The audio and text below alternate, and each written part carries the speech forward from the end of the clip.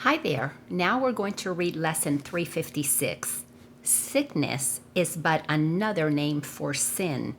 Healing is but another name for God. The miracle is thus a call to Him. Paragraph number 1. Father, you promised you would never fail to answer any call your son might make to you. That basically says I'm entitled to miracles. Sentence number 2. It does not matter where he is, what seems to be his problem, nor what he believes he has become. He is your son, and you will answer him. The miracle reflects your love, and thus it answers him.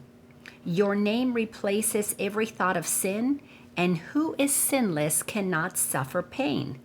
Your name gives answer to your son, because to call your name is but to call his own. I and the Father are one. That's it. That everything that we have been studying, everything that the teachers over all these ages have been telling us is that we are one with them, and what we're learning to accept is the truth of who we are. We are entitled to the miracles because God wants us to be in a state of awareness, in a state of knowingness, in a state of awakening, in a state of alignment, in a state of it doesn't matter what you call it.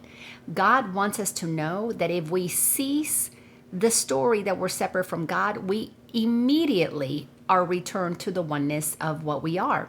And in that oneness, we get to be the creators of our own reality with consciousness. Otherwise, we're creating our own reality, but we're unconscious of it, blaming external things. That's what the sin is all about. Sin is I'm making myself suffer because I'm not aware of the truth of the power that I'm using.